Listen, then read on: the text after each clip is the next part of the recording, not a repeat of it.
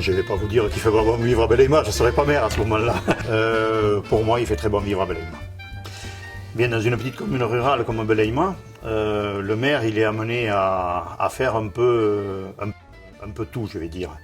Il a un rôle de police peut-être, mais il a un rôle d'assistante sociale. Il a un rôle d'employé municipal quand l'employé municipal n'est pas là et puis qu'on vous appelle un dimanche soir à 10h parce qu'un arbre est au milieu de la route. Il a énormément de rôles. Il a énormément de rôles, mais c'est quelque chose qui est très intéressant. Moi, je finis mon deuxième mandat de maire. C'est quelque chose qui est, pour moi, qui est très très intéressant. Quelles sont les préoccupations des gens? Quels sont leurs soucis, les problèmes qu'ils rencontrent? Alors, ce qu'on peut dire d'emblée, c'est que Beleïma, c'est une commune qui est calme, où il n'y a pas de, à ma connaissance, et puis ça se saurait, il n'y a pas de problème particulier. Les gens sont gentils entre eux.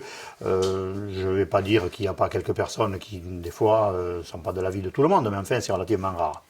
Mais leur préoccupation principale, je ne sais pas, c'est la préoccupation de tout le monde, c'est-à-dire l'emploi des gens. L'emploi, bon, on se retrouve dans une région où l'emploi est relativement limité. Il faut aller, pour trouver un emploi, il faut aller sur Bergerac, Périgueux, voire plus loin. Ensuite, comme partout, les ménages ont souvent des soucis d'argent. Bon, les fins de mois sont difficiles à boucler parce que le cours de la vie a énormément augmenté et c'est difficile pour tout le monde. Au dernier recensement, on est à 250 habitants sur Beleïma. Le recensement d'avant, on était à 225. Ce qui veut dire qu'en clair, on est monté de 25 habitants sur quelques années, on est monté de 10%. Et ça, je m'en réjouis.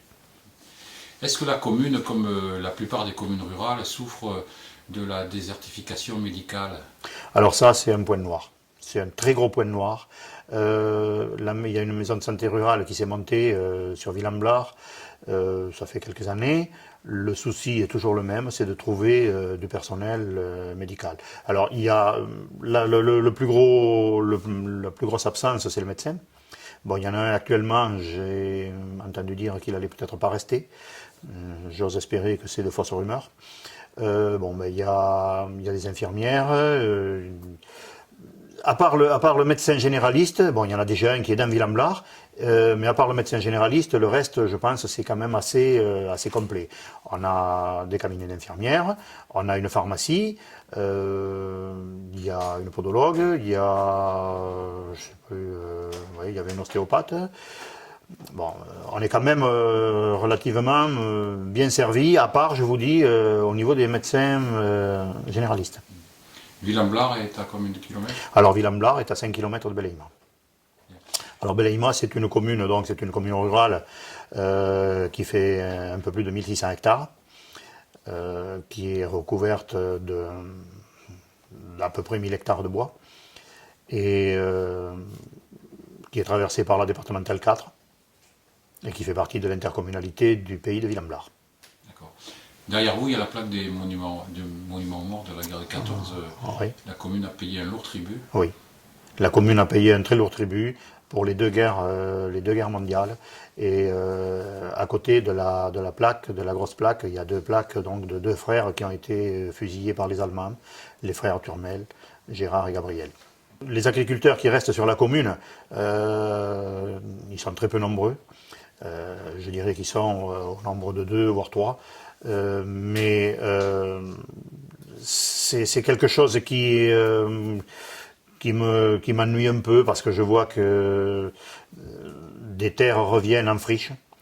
On n'est pas dans une région où on peut faire de la céréale, c'est-à-dire qu'on peut avoir des très grandes parcelles. Vous avez une route, vous avez une limite de propriété, vous avez un talus, un ruisseau.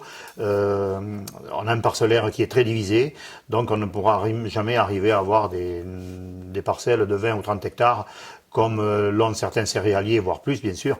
De manière à pouvoir conserver une population agricole. Les agriculteurs qui sont là aujourd'hui sur la commune font de l'élevage.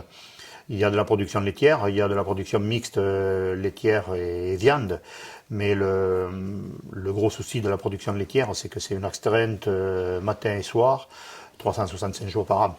Et je vais quasiment dire 24 heures par jour, parce que des vélages qui ont lieu en pleine nuit, ça peut très bien se passer, mais s'il n'y a personne, ça peut mal finir avec un veau mort le matin, et également la mère peut également être morte le matin également. Enfin, ça n'arrive pas souvent, mais ça peut arriver. Alors, les exploitations se sont quand même bien agrandies depuis quelques années. Mais bon, aujourd'hui, je vous disais, il reste 2 à 3 agriculteurs. Simplement qu'ils ont repris des fermes où les personnes ont cessé par âge de retraite. C'est-à-dire qu'ils arrivaient à l'âge de la retraite et ils ont cessé leur exploitation, soit parce qu'ils en avaient ras-le-bol de travailler pour avoir des rémunérations qui n'étaient pas en conséquence du travail qui était effectué, et ils ont loué leurs parcelles, loué leurs terres aux jeunes qui sont restés. Alors le 26 juillet, le Tour de France va passer à Bellémas. Alors quand vous avez appris la nouvelle, quelle réaction vous avez eue? Quand j'ai appris la nouvelle, je me suis dit qu'on avait une chance inespérée. Le Tour de France à Belleïma, une commune de 150 habitants qui est paumée au milieu des bois. Alors, le Tour de France, c'est une chose, mais un contre-la-montre de surcroît, pour moi, c'est la cerise sur le gâteau. Et je ne sais pas si aujourd'hui, aussi bien les administrés de la commune, voire des communes alentours que moi-même, je ne sais pas si nous nous rendons compte exactement de l'impact que ça va avoir et du monde, des touristes que ça va attirer sur notre secteur. Justement, vos administrés, vous en avez certainement déjà parlé. Bien sûr. Et comment ils perçoivent le passage du Tour de France? Comme moi. Tout le monde est très satisfait. Tout le monde est très satisfait parce que bon, c'est quand même quelque chose qui est vu mondialement. Ah ben nous sommes ravis d'accueillir l'étape du Tour de France. Tout le monde s'est mobilisé au maximum. C'est quand même très important pour Belleïma et c'est un honneur qu'on ne reverra pas, je pense, de très longtemps. D'accueillir le Tour de France, ce sera certainement l'événement de l'année, pour pas dire du siècle. On va essayer d'être à la hauteur, donc on va essayer de décorer le village avec des objets, des vélos qui se rapportent au Tour de France. Et voilà, pour nous, on est très excités de voir passer cette caravane et d'accueillir certainement une foule importante dans notre petit village. Oui. Alors, on a eu une première réunion. Du comité des fêtes avec les associations des communes voisines, parce que moi j'ai dit depuis le début, le Tour de France passe sur la commune de Belleïma, mais il faut ouvrir aux communes voisines qui ont envie de s'impliquer, que ce soit les comités des fêtes, que ce soit les associations de quelque sport que ce soit. Il est normal que tout le monde puisse en bénéficier, parce que je pense qu'une étape contre la montre du Tour à Belleïma, on la voit une fois, on ne la reverra pas deux. Enfin, je souhaite qu'on puisse la revoir une deuxième fois.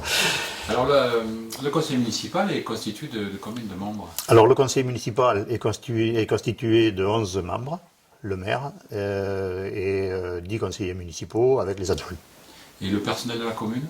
Alors le personnel de la commune, on a une secrétaire de mairie que j'apprécie particulièrement, c'est pas parce qu'elle est à côté de moi, mais enfin, j'ai l'habitude de dire les choses comme je les pense, qui est là, qui ouvre la mairie de demi-journée, le mardi matin de 9h à 12h et le jeudi après-midi de 14 à 17h. Ensuite, nous avons un employé communal qui est très bien, parce qu'on peut lui faire n'importe quoi. C'est quelqu'un qui nous fait des travaux de rénovation. Il nous a refait la porte de l'église. Il a été chercher du bois, il nous a fait la porte de l'église. Là, actuellement, il est en train de refaire une salle de bain dans une maison de location de la commune. Et nous avons également une autre personne qui fait le ménage dans la salle des fêtes et puis dans la mairie, et qui est là quelques heures par semaine, et qui est une habitante de Belleïma également. À part Nadine, le personnel communal réside sur Belleïma. Alors Nadine, tu vas me dire un petit peu, me parler du rôle d'une secrétaire dans une petite commune comme Bellémas. Déjà, c'est un service public, donc c'est être à l'écoute de la population, des administrés. Et puis après, c'est tout ce qui implique le service, enfin tout ce qui est dans le domaine du service administratif. Non, je fais aussi la secrétariat de la mairie de Villon-Blas.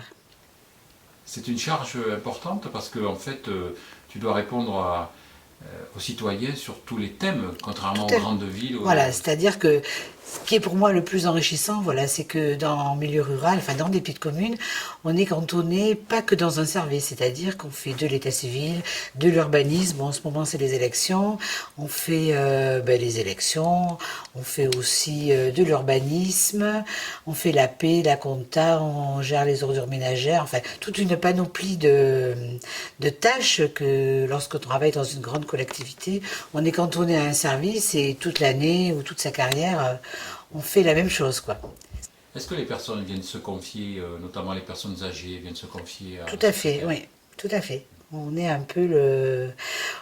peu, voilà, enfin pas forcément le rôle de l'assistante sociale, mais on est aussi à l'écoute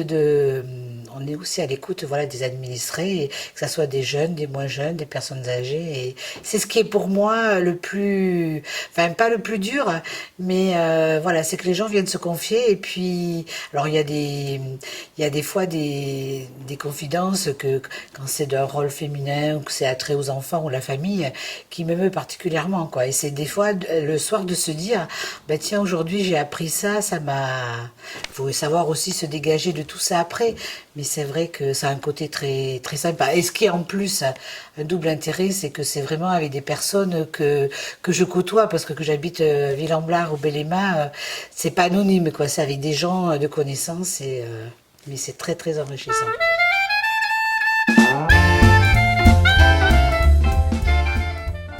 Le matin, quand on se lève et puis qu'on ouvre les fenêtres, on entend soit chanter les oiseaux, on est loin de la pollution dont on nous parle ces temps-ci, là, en région parisienne et ailleurs. Le Tour de France à Beleïma, une commune de 150 habitants qui est paumée au milieu des bois, quand j'ai appris la nouvelle, je me suis dit qu'on avait une chance inespérée. Vas-y, à boire, c'est bien pour le film. À boire.